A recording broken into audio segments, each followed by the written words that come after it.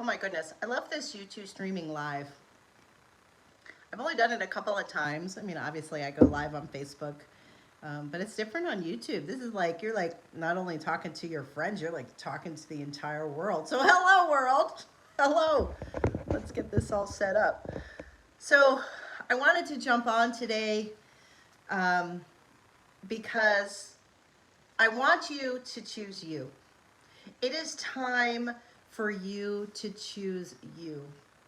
If you've been following me on my YouTube channel, first let me say thank you. If you've subscribed to my channel, thank you, thank you.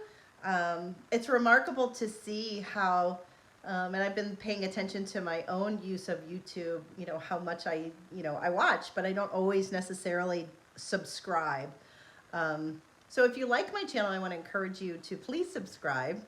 I would love to have you here. Please comment so that I can get to know you. I respond to every person who comments on my channel because I feel it's such a blessing to have you here, have you watching my videos, and have you, you know, taking the time to comment.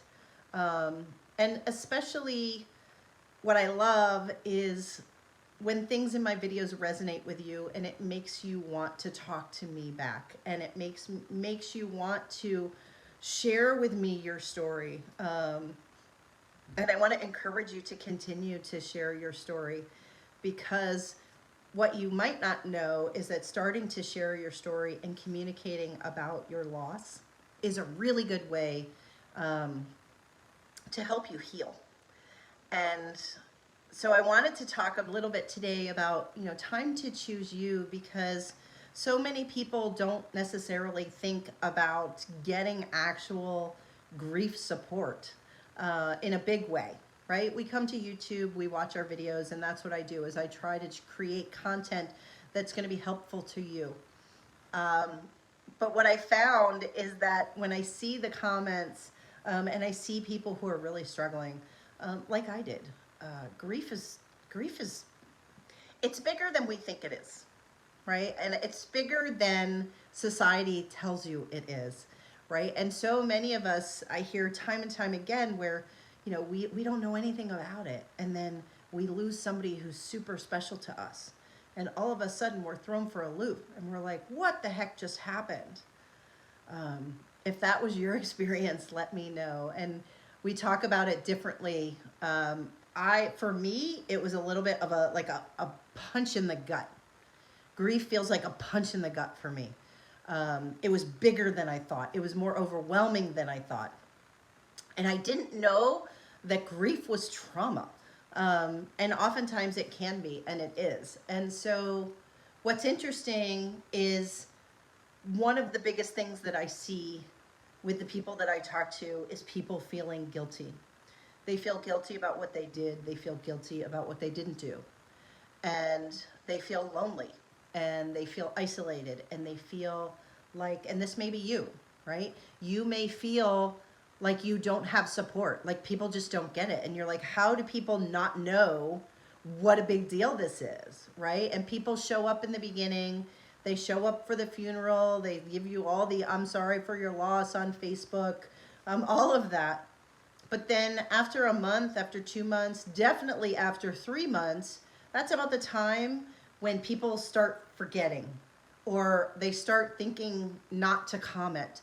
And so they've moved on as if your loss didn't happen, and you're left feeling like you're like it just happened yesterday, right? It's so present, and it will stay present for quite a long time. And so I think that's the challenge. And that's what makes people feel isolated. It's what might be making you feel lonely. And so if you are lonely, if you are struggling, hi, Paul. Oh my goodness. I've been meaning, I told you to call me and you haven't called me. So for all of you guys, I want to hear from you. I want to be able to have conversations with you. You know, Paul, here's a joke I was going to say. You said in your comments how, you know, you used to sit at home and watch TV with your wife, Dawn, and that's a hard time for you. And I was going to comment and I was going to say, Paul, like, send me a message, like let's talk during that time. And I thought that might sound weird, so I didn't put it in the comment. But one of those times, if you want somebody to talk to during that time, I'm here, and I'd be more than happy to talk to you. But I wanted to let all of you guys know that I want you to choose you. I want you to choose you. I want you to understand that grief is bigger than you are. It is not a sign of weakness, but it does make us feel weak. And so I want to help build your strength. I want you to feel stronger. I want you to feel like this grief is big, but I can do it, right? So many people, and Paul, I even think it was you in your comments, it really stuck with me, is you said, I just don't know how I'm going to go on without her, right? Suddenly this person is ripped from our lives, and we got to figure out a whole new path forward that we weren't planning on, we didn't want, we didn't ask for. And I think society minimizes the gravity of that. It's a really big freaking deal. And so asking for support in that does not mean you're weak. It means you're smart. I tried to go it alone for a long time, and it doesn't work. It doesn't work trying to grieve by yourself. I mean, you can do it, but it's hard and it's a struggle. And so for me, it was like, well, if there's anything I can do to make this a little less painful, a little bit less heavy, to move me forward more quickly, I was like, sign me up. I don't know what that is. And I started creating these videos, and now ultimately the courses and my grief journal and all of that, because that's not available. I don't know where that is. I'm very careful because I think there's lots of support groups out there. But a lot of the support groups, and the thing that I personally don't always like about support groups, is they just talk about the problem. And there's never anything about the solution. And so if you talk too much about the pain and the struggle and all of it without having like, okay, well, what do I do about it at the end of the conversation? Or what can I do to support myself? Or what skills can I build? Or what can I try? If there isn't any of that, then you're just stuck in the mush and the muck and the pain and the depression and the struggle and the guilt and the regret and all of it. And it's like, there's a period of time when you need to do that as part of your grief process. Like, you need to get that stuff out. But at some point, you have to be able to say, okay, but now what do I do? What do I want to do next? How do I get through this? How do I live without my partner? What do I do now that my mother, who was like the most important person in my life, she's not here. She's not on the other end of the phone anymore. She can't come over. She doesn't live with me. She's not in the room down the hall anymore. Right? What do I do? Because my dad, there was so much stuff there. What do I do when I come home to an empty house or apartment? When there's this big, we call it in my grief course, we came up in the grief course, we talked about this concept, and it's this like massive void, right? And I think void is the best word that I've come up with, because it's like you had it and now it's not here, and what's left? Well, what's left is a void. And it's interesting, like we're learning, my son is at NASA camp this week, right? And we read books on science, and I'm a scientist by trade, so I love science, and my 9-year-old loves science, and we study, black holes, right? And a black hole isn't just a black dot in the sky, right?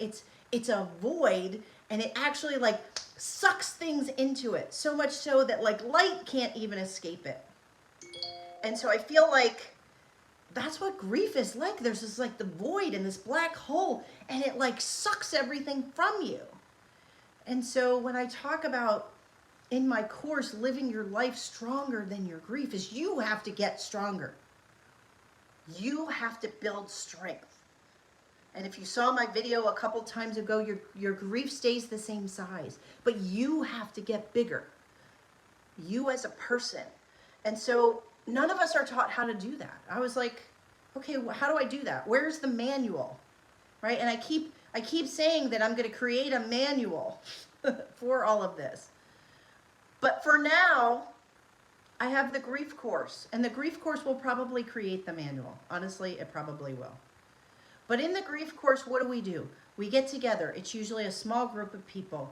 We support each other. We talk about our grief. And then I give you tools and I give you skills to build your inner strength. And I'm talking about strength. It's mental strength. It's emotional strength. It's understanding what the heck grief is.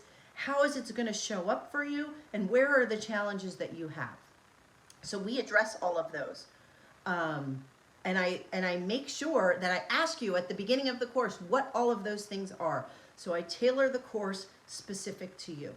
So if you are interested even remotely in joining this course or thinking about a course or wondering if it's right for you, I want you to email me at GriefInspired@gmail.com. I definitely want you to subscribe to my channel, but the emailing me is much more important. We can have a conversation about whether or not the course is right for you.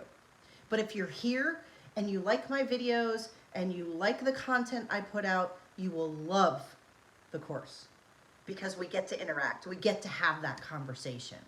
So I just wanted to jump on here and say how excited I am about this course, and I want to help you guys. This is my impact. This is my meaning for my life. This is the thing that when people say, you know, what was losing your son like? The thing that meant more to me than anything.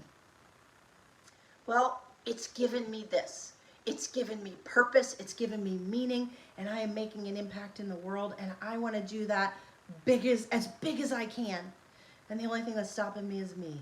So I'm working on that, and I'm going to places, and I'm training, and I'm building my own inner strength so that I can be better for you, so that I can learn more and give you more and help you more. That's what I want to do for you. So again, if you want to jump into the course, it starts Saturday, June 18th, goes for 8 weeks. It's every Saturday, 10 a.m. Pacific for an hour and a half.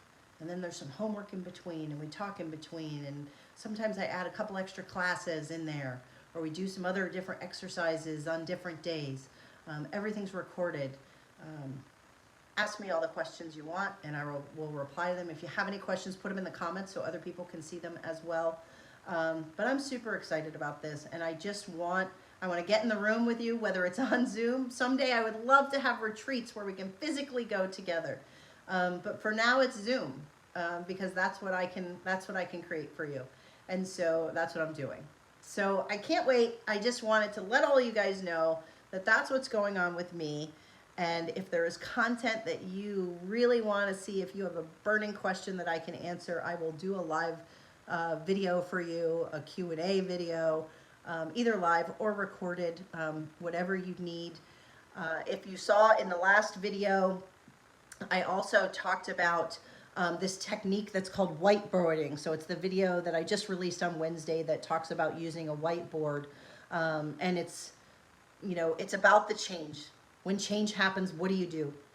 Well, whiteboarding is an option. And so I want to have a class specifically for that on July 10th. So if you're interested in joining that, it will be a Zoom class. It'll only be $25, and we're just going to flush it all out. And we will build for you what your next steps look like. And we will give you options so that you can figure out how to move forward, because that's where people get stuck. I don't know what's next, is what people tell me, and I don't know how to do this. Well, I do, because I did it, and so I want to help all of you. Okay, so I got to go back to doing what I need to do. I don't know if you heard all the alarms and bells going off, but I know I have another meeting coming up. So I just wanted to jump in really quickly and say I want to help you, and it's time for you to choose you. You deserve this. You deserve to support yourself. You deserve to gain strength in the grief process, and I want to help you do that. Bye for now.